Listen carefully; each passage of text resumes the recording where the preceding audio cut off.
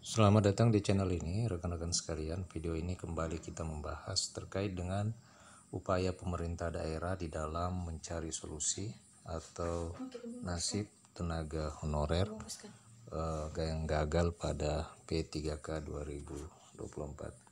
Informasi selengkapnya ditonton secara lengkap video ini.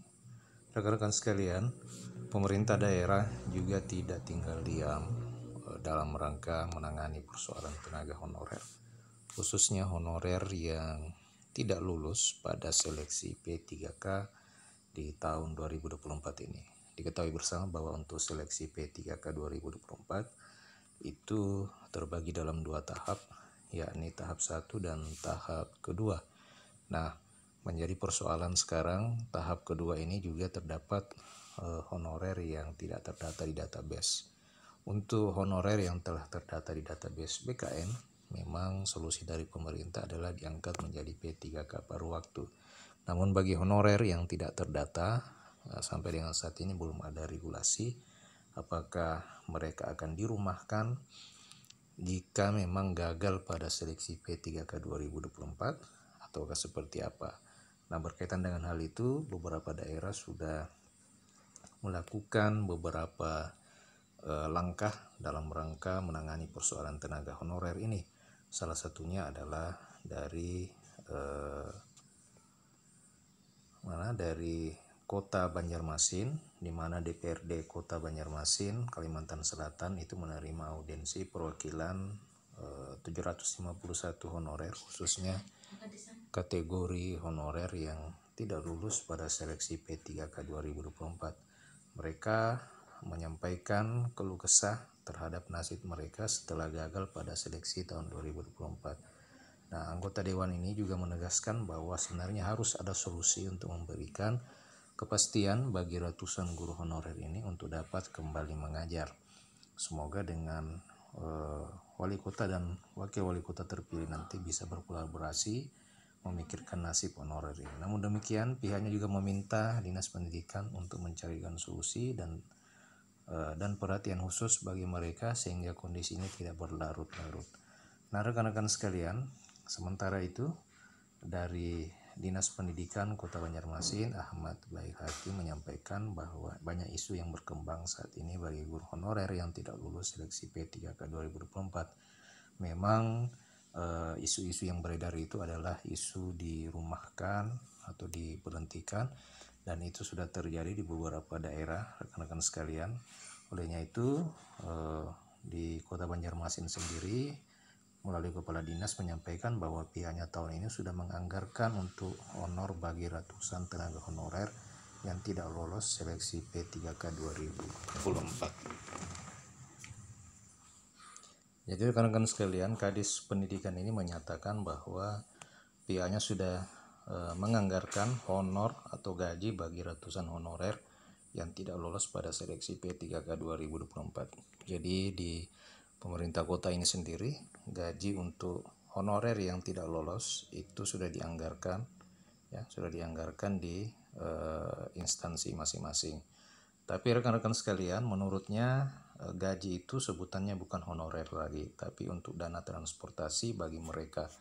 Jadi honor atau gaji yang diterima oleh para tenaga honorer ini tidak lagi disebut sebagai honor, karena memang ini berdasarkan dari surat Menteri Dalam Negeri beberapa waktu yang lalu, dan surat itu saya sudah bahas di video saya sebelumnya rekan-rekan sekalian, bahwa memang untuk penganggaran gaji honorer itu sudah dilarang. Jadi nama belanjanya di APBD bukan lagi sebagai belanja pegawai, akan tetapi ada belanja khusus yang disiapkan. Nah, kalau kita melihat dari apa yang diterapkan di pemerintah kota Samarinda, Banjarmasin sendiri, ternyata sebutan gajinya itu bukan lagi sebagai gaji atau honor, akan tetapi dana transportasi bagi mereka. Jadi sebutannya adalah dana transportasi. Ini yang dibayarkan untuk para tenaga honorer yang tidak lolos P3K tahun 2024. Gajinya bukan lagi sebagai honorarium, tetapi belanja transportasi. Jadi memang agak rancu sebenarnya kalau menurut saya rekan-rekan sekalian. ya, jika memang honorarium ini dijadikan sebagai dana transportasi. Jadi memang agak aneh ya, agak aneh, tapi mudah-mudahan rekan-rekan sekalian hal ini sebagai bentuk perhatian pemerintah daerah. Dan memang aturan dari pemerintah pusat terkadang membingungkan pemerintah daerah atas apa yang akan mereka lakukan. Nah, dari Kepala Dinas Pendidikan sendiri ini menyebutkan bahwa untuk tindak lanjutnya pihaknya akan melakukan studi banding ke Dinas Pendidikan DKI Jakarta dan berkonsultasi ke kementerian terkait. Nah, semua studi banding ini akan dilakukan oleh pemerintah daerah dalam rangka menangani persoalan tenaga honorer. Sebab diakui bahwa tenaga honorer itu sangat dibutuhkan untuk meningkatkan kualitas pendidikan, ya, khususnya untuk kategori tenaga guru, ya.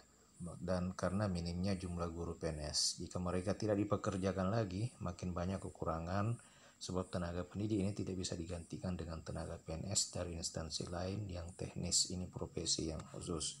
Sementara itu rekan-rekan sekalian, Ketua Ikatan Guru Kota Banjarmasin itu menyampaikan bahwa nasib para tenaga guru honorer yang tidak lolos seleksi P3K saat ini menjadi tidak jelas.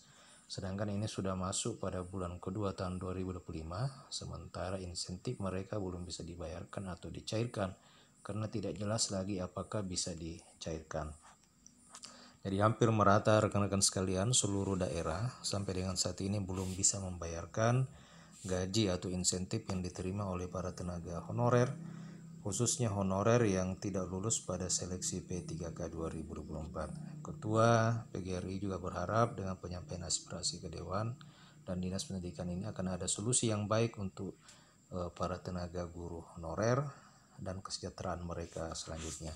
Jadi rekan-rekan sekalian, dari apa yang dikatakan oleh Kepala Dinas Pendidikan ini di Kota Banjarmasin ini dapat disimpulkan memang saat ini pemerintah daerah masih hati-hati di dalam menganggarkan gaji untuk para tenaga honorer yang tidak lulus pada P3K seleksi P3K 2024. Karena di sisi lain sebelumnya Kemendagri, saya ulangi kembali, itu sudah mengeluarkan kebijakan bahwa penganggaran gaji atau honorarium untuk para tenaga honorer itu tidak lagi bisa dianggarkan melalui belanja pegawai, akan tetapi melalui kode belanja lain. Nah, dari Kota Banjarmasin sendiri itu menyebutkan bahwa bukan lagi namanya sebagai honor, akan tetapi sebagai belanja transportasi.